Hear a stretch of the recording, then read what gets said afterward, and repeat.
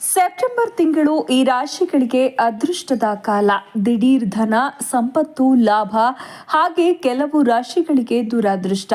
ಹಾಗಾದರೆ ಯಾವೆಲ್ಲ ರಾಶಿಗಳು ಯಾವುವು ಅವೆಲ್ಲ ಎಂದು ಈ ವಿಡಿಯೋದಲ್ಲಿ ನೋಡೋಣ. ಅದಕ್ಕೂ ಮುನ್ನ ನೀವು ಕೂಡ ದೇವರನ್ನ ನಂಬೋದಾದ್ರೆ ತಪ್ಪದೆ ಈ ವಿಡಿಯೋವನ್ನ ಲೈಕ್ ಮಾಡಿ ಕೊನೆಯವರೆಗೂ ವಿಡಿಯೋ ನೋಡಿ. ಹೌದು, ಮೇಷರಾಶಿಯ ಮಾಸ ಭವಿಷ್ಯ ಗುರುಬಲ ಇದೆ. ಶನಿ ಕೂಡ ಲಾಭ ಸ್ಥಾನದಲ್ಲಿ ಇದ್ದು ನಿಮಗೆ ಅನುಕೂಲ ಮಾಡಿಕೊಡುತ್ತಾನೆ. ಕುಜ 3ನೇ ಮನೆಯಲ್ಲಿ ಇದ್ದು ನಿಮ್ಮ ಶಕ್ತಿಯನ್ನ ವೃದ್ಧಿಸ್ತಾನೆ. 4ನೇ ಮನೆಯಲ್ಲಿ ಬುಧ ಇದ್ದು ನಿಮಗೆ ಸಕಲ ಸುಖ ಭಾಗ್ಯಗಳನ್ನ ಅನುಭವಿಸುವಂತೆ ಮಾಡ್ತಾನೆ. ಮನೆ ಕೊಳ್ಳಲು, ವಾಹನ ಕೊಳ್ಳಲು ಈಗ ಪ್ರಶಸ್ತವಾದ ಸಮಯ. ಯಾವುದೇ ಆಸ್ತಿ ಮಾಡಲು ಈಗ ಗ್ರಹಗತಿಗಳ ಅನುಕೂಲ ಇದೆ. 5ನೇ ಮನೆಯಲ್ಲಿ ಸೂರ್ಯ 17ನೇ ತಾರೀಕಿನವರೆಗೂ ಇದ್ದು ನಂತರ 6ನೇ ಮನೆಗೆ ಪ್ರವೇಶ ಮಾಡುತ್ತಾನೆ. 6ನೇ ಮನೆಯ ಸೂರ್ಯ ಹಾಗೂ ಕೇತು ಸಹ ನಿಮಗೆ ಬಹಳ ಅನುಕೂಲ ಮಾಡಿಕೊಡುತ್ತಾರೆ. ಯಾವುದೇ ಅಡೆತಡೆಗಳನ್ನ ನಿವಾರಣೆ ಮಾಡಿ ನಿಮ್ಮ ದಾರಿ ಸುಗಮವಾಗುವಂತೆ ಮಾಡುತ್ತಾರೆ. ಎಲ್ಲ ವಿಧಗಳಲ್ಲೂ ಕೂಡ ನಿಮಗೆ ಈ ಅನುಕೂಲಕರ ವಾತಾವರಣ ಇದೆ. ಕುಟುಂಬ ಸೌಖ್ಯ ಚೆನ್ನಾಗಿದೆ. ಮನೆಯಲ್ಲಿ ಮಂಗಳಕರ ಕಾರ್ಯಕ್ರಮಗಳು ನಡೆದು ನಿಮಗೆ ಸಂತೋಷ ಉಂಟು ಮಾಡುತ್ತಾನೆ. 2ನೇ ಮನೆಯ ಗುರು ನಿಮಗೆ ಸಕಲ ವಿಧಗಳಲ್ಲೂ ಕೂಡ ಅನುಗ್ರಹಿಸಿ ಕಾಪಾಡುತ್ತಾನೆ. ಕೆಡಕು ನಿಮ್ಮ ಬಳಿ ಸುಳಿಯದಂತೆ ರಕ್ಷಿಸುತ್ತಾನೆ. ಅವಿವಾಹಿತರಿಗೆ ವಿವಾಹ ಯೋಗ ಇದೆ. ವೃಷಭ ರಾಶಿಯ ಮಾಸ ಭವಿಷ್ಯ. ನಿಮಗೆ ಈಗ ಗುರು ನಿಮ್ಮ ರಾಶಿಯಲ್ಲಿಯೇ ಇದ್ದು ಮಾನಸಿಕ ಒತ್ತಡಗಳನ್ನು ಕೊಡುತ್ತಾನೆ. ಎಂದೋ ಮಾಡಿದ್ದ ಕೆಲಸಗಳ ತಪ್ಪು ಒಪ್ಪುಗಳು ಈಗ ನಿಮಗೆ ಕಾಡಿಸುತ್ತದೆ. ಮನಸ್ಸನ್ನ ಅಲ್ಲೋಲ ಕಲ್ಲೋಲ ಮಾಡುತ್ತದೆ. ಯಾವುದೋ ಒಂದು ಯೋಚನೆ ಮನಸ್ಸಿಗೆ ತುಂಬಾ ಹಿಂಸೆ ಕೊಡುತ್ತಿರುತ್ತದೆ. ಆಳವಾಗಿ ನೋಡಿದರೆ ಅಂಥ ಸಮಸ್ಯೆ ಅನಿಸಿದರೂ ಕೂಡ ಆ ಕ್ಷಣಕ್ಕೆ ಗಹನವಾದ ಚಿಂತೆಗೆ ಕಾರಣವಾಗುತ್ತದೆ. ರಾಹು ಲಾಭಸ್ಥಾನದಲ್ಲಿ ಇದ್ದಾನೆ. ಇದು ನಿಮಗೆ ಧನ ಲಾಭವನ್ನ ಹೆಚ್ಚಿಸುತ್ತೆ. ಹಣಕಾಸಿನ ಸ್ಥಿತಿ ಉತ್ತಮವಾಗಿರುವಂತೆ ಮಾಡುತ್ತೆ. 3ನೇ ಮನೆಯಲ್ಲಿ ಬುಧ ಕೂಡ ನಿಮಗೆ ಅನುಕೂಲವನ್ನೇ ಕೊಡುತ್ತಾನೆ. ಸಹೋದರರಿಂದ ಸಹಾಯ ಸಹಕಾರ ಇದೆ. 4ನೇ ಮನೆಯಲ್ಲಿ ಸೂರ್ಯ, 5ನೇ ಮನೆಯಲ್ಲಿ ಶುಕ್ರ, ಕೇತು ಇವರೆಲ್ಲ ಅಂಥ ಅನುಕೂಲ ಕಲ್ಪಿಸದಿದ್ದರೂ ತೊಂದರೆ ಮಾಡೋದಿಲ್ಲ. ಕರ್ಮಸ್ಥಾನದಲ್ಲಿ ಶನಿ ನಿಮಗೆ ವೃತ್ತಿ ಸ್ಥಾನವನ್ನ ಭದ್ರವಾಗಿ ಇಡುತ್ತಾನೆ. ಕರ್ಮಸ್ಥಾನಾಧಿಪತಿಯಾಗಿ ಸ್ವಕ್ಷೇತ್ರದಲ್ಲಿ ಇರುವ ಶನಿಯಿಂದ ನಿಮಗೆ ಅನುಕೂಲಗಳೇ ಹೆಚ್ಚು. ಇನ್ನು ಮುಂದಿನ ದಿನಗಳಲ್ಲಿ ಶನಿಯ ಬದಲಾವಣೆ ನಿಮ್ಮ ಜೀವನದಲ್ಲಿ ಬಹಳ ಒಳ್ಳೆಯ ಬದಲಾವಣೆಯನ್ನ ತರುತ್ತೆ. ಮಿಥುನ ರಾಶಿ. ಮಿಥುನ ರಾಶಿಯ ಮಾಸ ಭವಿಷ್ಯ. ನಿಮ್ಮ ರಾಶಿಯಲ್ಲಿ ಕುಜ ವ್ಯಯಸ್ಥಾನದಲ್ಲಿ, ಗುರು ನಿಮಗೆ ಹೆಚ್ಚು ಒತ್ತಡಗಳನ್ನು ಕೊಡುತ್ತಾನೆ. ಖರ್ಚುಗಳು ಹೆಚ್ಚು ಇರುತ್ತೆ. ವಿದ್ಯಾರ್ಥಿಗಳು ತಮ್ಮ ಟಾರ್ಗೆಟ್ ಮುಟ್ಟಲು ಸಾಧ್ಯ ಆಗೋದಿಲ್ಲ. ನೀವು ಬಯಸಿದಷ್ಟು ಅಂಕಗಳು ಬರದೆ ಚಡಪಡಿಸುತ್ತೀರಿ. 2ನೇ ಮನೆಯಲ್ಲಿ ಬುಧ ಇರೋದು ಹಣಕಾಸಿಗೆ ತೊಂದರೆ ಇಲ್ಲ. 3ನೇ ಮನೆಯಲ್ಲಿ ಸೂರ್ಯ ಕೂಡ 17ನೇ ತಾರೀಕಿನವರೆಗೂ ಇದ್ದು ನಿಮ್ಮ ಶಕ್ತಿಯನ್ನ ಹೆಚ್ಚಿಸುತ್ತಾನೆ. 4ನೇ ಮನೆಯಲ್ಲಿ ಶುಕ್ರ, ಕೇತು ಇರೋದು ತಾಯಿಗೆ ಕೊಂಚ ಮಟ್ಟಿನ ಸುಖ ಶಾಂತಿ ಲಭಿಸಲು ಕಾರಣವಾಗುತ್ತೆ. ತಾಯಿಗೆ ಧನ ಲಾಭ ಸಿಗುತ್ತೆ. ನಿಮ್ಮ ತಾಯಿಯೊಂದಿಗಿನ ವೈಮನಸ್ಸು ಕಡಿಮೆಯಾಗಬಹುದು. 9ನೇ ಮನೆಯ ಅಧಿಪತಿ ಶನಿ ಅಲ್ಲಿಯೇ ಇದ್ದು ನಿಮಗೆ ಧಾರ್ಮಿಕ ಮನೋಭಾವ ಹೆಚ್ಚಾಗುವಂತೆ ಮಾಡುತ್ತಾನೆ. ಈ ತಿಂಗಳು ನಿಮಗೆ ಮಿಶ್ರ ಫಲ, ಆದರೂ ದೈನಂದಿನ ಜೀವನಕ್ಕೆ ಅಡ್ಡಿ ಇಲ್ಲ. ಕಟಕ ರಾಶಿಯ ಮಾಸ ಭವಿಷ್ಯ. ಈಗ ನಿಮಗೆ ಅಷ್ಟಮ ಶನಿ ನಡೆಯುತ್ತಿದ್ದರೂ ಗುರುಬಲ ಬಂದಿರೋದ್ರಿಂದ ಯಾವುದಕ್ಕೂ ಭಯ ಪಡಬೇಕಿಲ್ಲ. ಹಿಂದಿನ ದಿನಗಳಲ್ಲಿ ಪಟ್ಟ ಕಷ್ಟಗಳಿಗೆ, ಸಮಸ್ಯೆಗಳಿಗೆ ಈಗ ತಾನಾಗಿಯೇ ಪರಿಹಾರ ಗೋಚಾರವಾಗುತ್ತೆ. ಅವಿವಾಹಿತರಿಗೆ ವಿವಾಹ ನಿಷ್ಕರ್ಷೆಯಾಗುವ ಸಮಯ. ನಿಮ್ಮ ರಾಶಿಯಲ್ಲೇ ಬುಧ ಇದ್ದು ನಿಮಗೆ ಕೊಂಚ ಶಾಂತ ವಾತಾವರಣವನ್ನ ಕೊಡುತ್ತಾನೆ. ಪರಿಸ್ಥಿತಿ ಸುತ್ತಮುತ್ತ ಹಿತವಾಗಿರುವಂತೆ ನೋಡಿಕೊಳ್ಳುತ್ತಾನೆ. ಗುರು ಲಾಭಸ್ಥಾನದಲ್ಲಿ ಇದ್ದು ಸತ್ಸಂಗ, ಗುರುಗಳ ಸೇವೆಯ ಭಾಗ್ಯ, ದೇವರ ದರ್ಶನ, ಪುಣ್ಯಕ್ಷೇತ್ರಗಳ ದರ್ಶನ ಮುಂತಾದ ಧಾರ್ಮಿಕ ಅವಕಾಶಗಳನ್ನ ಮಾಡಿಕೊಡುತ್ತಾನೆ. ನಿಮ್ಮ ಮನಸ್ಸು ಧರ್ಮದಲ್ಲಿ ನಿಲ್ಲುವಂತೆ ಮಾಡುತ್ತಾನೆ. ವೃತ್ತಿಯಲ್ಲಿ ಬಡ್ತಿ, ವಿದೇಶ ಪ್ರಯಾಣ ಯೋಗ ಇವೆಲ್ಲ ಸಿಗುವ ಸಮಯ. ಯಾವುದೇ ಕೆಲಸ ಕಾರ್ಯಗಳಿಗೆ ಈ ಹಿಂದೆ ಇದ್ದ ಅಡ್ಡಿ ಆತಂಕಗಳನ್ನ ನಿವಾರಿಸಿ ನಿಮ್ಮನ್ನ ಮುಂದುವರಿಯುವಂತೆ ಮಾಡುತ್ತಾನೆ. ಅಷ್ಟಮ ಶನಿಯ ಕಹಿ ಆಗಾಗ ಗೋಚಾರವಾದರೂ ಗುರುಬಲ ಮತ್ತು ಕೇತುಬಲ ಇರೋದ್ರಿಂದ ನಿಮಗೆ ಸಾಕಷ್ಟು ಅನುಕೂಲಗಳು ಸಿಗುತ್ತವೆ. ಸಿಂಹ ರಾಶಿಯ ಮಾಸ ಭವಿಷ್ಯ. ಈಗ ನಿಮಗೆ 11ನೇ ಮನೆಯಲ್ಲಿ ಕುಜ ಇರೋದು ಭೂಮಿಯಿಂದ ಮತ್ತು ಪವರ್ಗೆ ಸಂಬಂಧಪಟ್ಟ ವಿಷಯಗಳಿಂದ ಲಾಭ ಬರುತ್ತದೆ. ಕಟ್ಟಡ ಕಟ್ಟುವ ಕೆಲಸ ಮಾಡುವವರಿಗೆ, ವಿದ್ಯುತ್ಗೆ ಸಂಬಂಧಪಟ್ಟ ಕೆಲಸ ಮಾಡುವವರಿಗೆ ಲಾಭ ಇದೆ. ನಿಮ್ಮ ಮನೆಯಲ್ಲಿಯೇ ಸೂರ್ಯ ಹಾಗೂ 7ನೇ ಮನೆಯಲ್ಲಿ ಶನಿ ಪರಸ್ಪರ ದೃಷ್ಟಿಯಲ್ಲಿ ಇರುತ್ತಾನೆ. ಇದು ನಿಮಗೆ ಕ್ಷೇಮವಲ್ಲ. ಆರೋಗ್ಯದ ಕಡೆ ಗಮನ ಇರಲಿ. ಮನೆಯಲ್ಲಿ ಕೊಂಚ ಕಿರಿಕಿರಿಯ ವಾತಾವರಣ ಇರುತ್ತೆ. ನಿಮ್ಮ ಮಾತಿಗೆ ವ್ಯತಿರಿಕ್ತ ನಡವಳಿಕೆ ಕುಟುಂಬ ಸದಸ್ಯರಲ್ಲಿ ಕಾಣಬಹುದು. ನಿಮ್ಮ ಸುತ್ತಮುತ್ತ ಇರುವ ವಿರೋಧಿ ಜನರಿಂದ ಅಂತರ ಕಾಯ್ದುಕೊಳ್ಳಿ. ವೃತ್ತಿ ಕ್ಷೇತ್ರದಲ್ಲಿ ಒತ್ತಡಗಳು ಹೆಚ್ಚು ಇರುತ್ತೆ.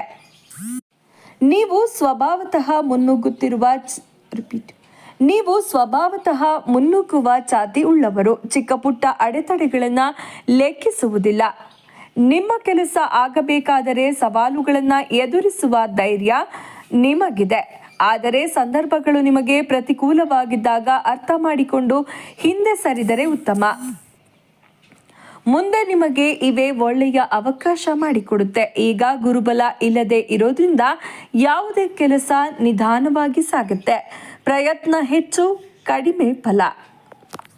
ಕನ್ಯಾ ರಾಶಿಯ ಮಾಸ ಭವಿಷ್ಯ. ಕನ್ಯಾ ರಾಶಿಯ ಮಾಸ ಭವಿಷ್ಯ. ಈಗ ನಿಮಗೆ ಬಹಳ ಗ್ರಹಗಳು ಅನುಕೂಲ ಸ್ಥಿತಿಯಲ್ಲಿ ಇವೆ. ಗುರುವಿನ ಅನುಗ್ರಹ ಇದೆ, ಶನಿಯ ಬಲ ಇದೆ. ನಿಮ್ಮ ರಾಶಿಯ ಅಧಿಪತಿ ಬುಧ ಲಾಭಸ್ಥಾನದಲ್ಲಿ ಇದ್ದು ನಿಮಗೆ ಬಹಳ ಅನುಕೂಲಗಳನ್ನು ಸೃಷ್ಟಿಸ್ತಾನೆ. ಅಧಿಕ ಲಾಭ ಇದೆ. ಯಾವುದೇ ಕೆಲಸಕ್ಕೆ ಕೈ ಹಾಕಿದರೂ ಸುಲಭದಲ್ಲಿ ಮುಗಿಯುತ್ತೆ. ಈಗ ಶ್ರಮ ಕಡಿಮೆ, ಫಲ ಹೆಚ್ಚು. ನಿಮಗೆ ಮಾತಿಗೆ ಗೌರವ ಸಿಗುತ್ತೆ. ನಿಮ್ಮ ಪ್ರಭಾವಶಾಲಿ ವ್ಯಕ್ತಿತ್ವದಿಂದ ಸುತ್ತಮುತ್ತಲಿನ ಜನರನ್ನ ಆಕರ್ಷಿಸುತ್ತೀರಿ. ನಿಮ್ಮದು ಜನರನ್ನ ಆಕರ್ಷಿಸಿಕೊಳ್ಳುವಂತಹ ವ್ಯಕ್ತಿತ್ವ.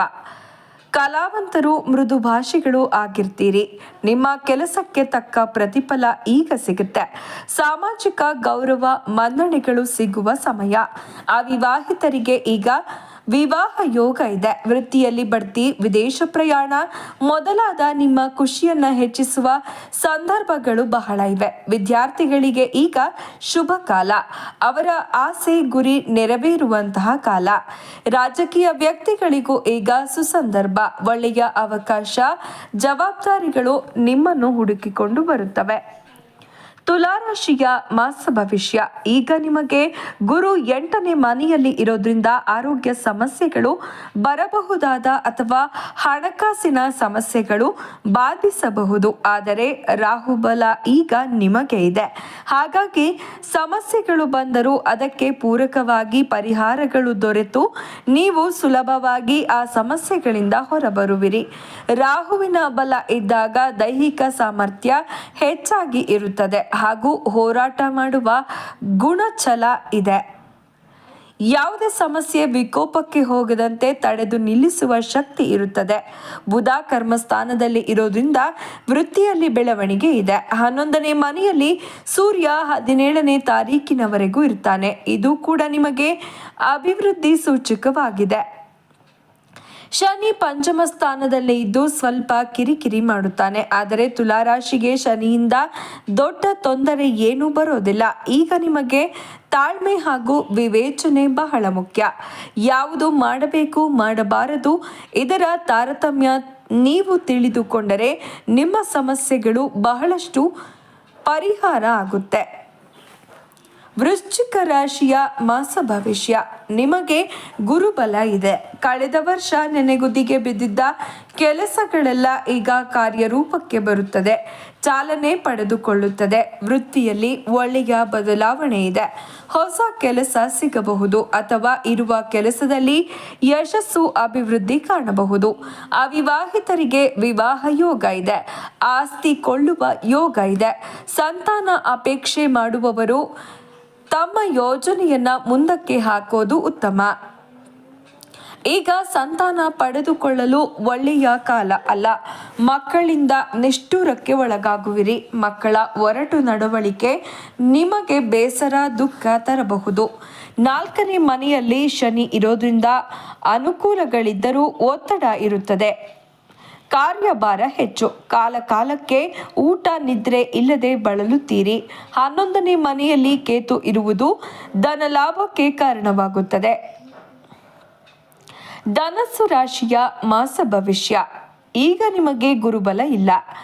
ಗುರು 6ನೇ ಮನೆಯಲ್ಲಿ ಇರೋದ್ರಿಂದ ಮಾನಸಿಕ ಒತ್ತಡಗಳನ್ನು ಹೆಚ್ಚಿಸುತ್ತಾನೆ. 3ನೇ ಮನೆಯಲ್ಲಿ ಶನಿ ಇರುವುದರಿಂದ ಹಣಕಾಸಿಗೆ ಏನೂ ತೊಂದರೆ ಇಲ್ಲ. ಆದರೆ ನಿಮಗೆ ಈಗ ನಾನಾ ಸಮಸ್ಯೆಗಳು ಅನುಭವಕ್ಕೆ ಬರುತ್ತದೆ. 10ನೇ ಮನೆಯಲ್ಲಿ ಕೇತು ಶುಕ್ರ ಇದ್ದಾರೆ.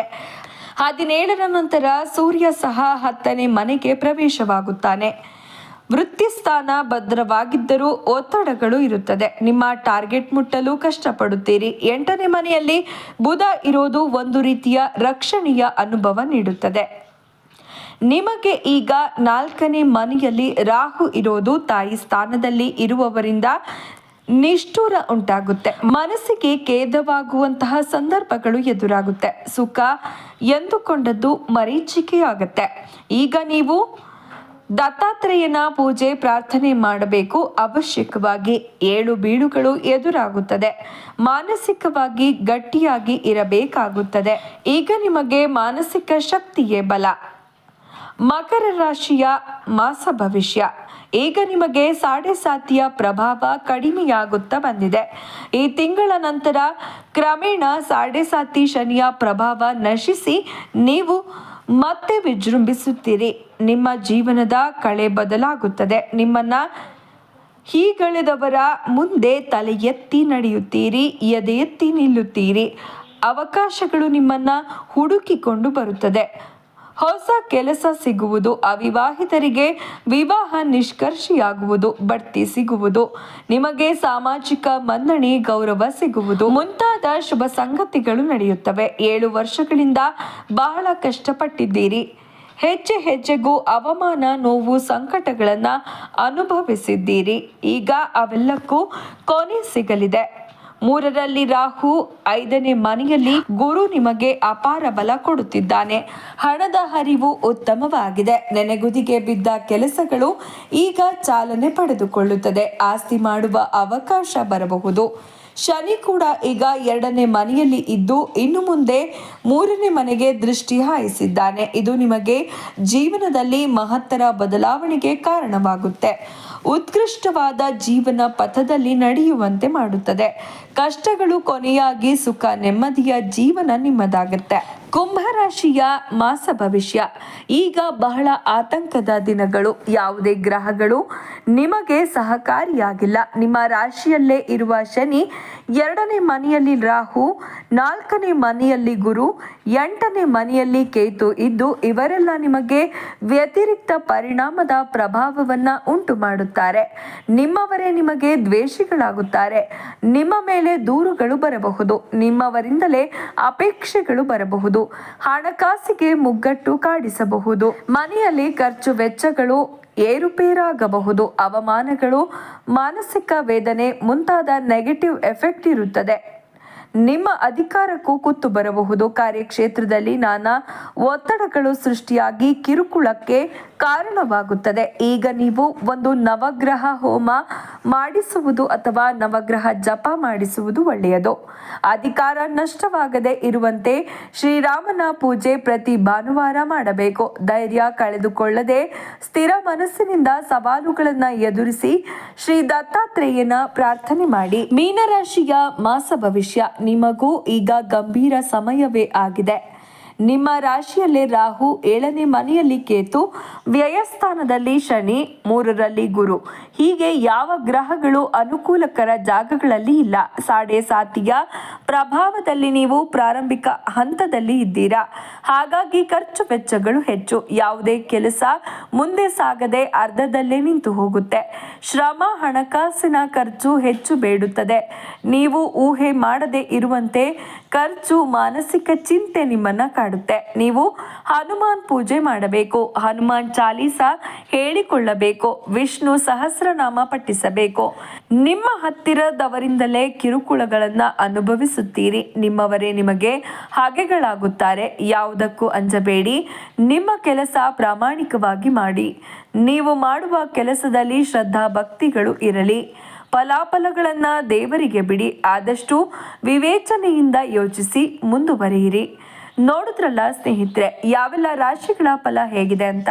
ಈ ವಿಡಿಯೋದಲ್ಲಿ ನಿಮ್ಮ ರಾಶಿ ಇದ್ದರೂ ಕೂಡ ಇಲ್ಲದಿದ್ದರೂ ಕೂಡ ತಪ್ಪದೆ ನಿಮ್ಮ ಅನಿಸಿಕೆ ಅಭಿಪ್ರಾಯಗಳನ್ನು ನಮಗೆ ಕಮೆಂಟ್ ಮೂಲಕ ತಿಳಿಸಿ. ಧನ್ಯವಾದಗಳು. ಶುಭ ದಿನ.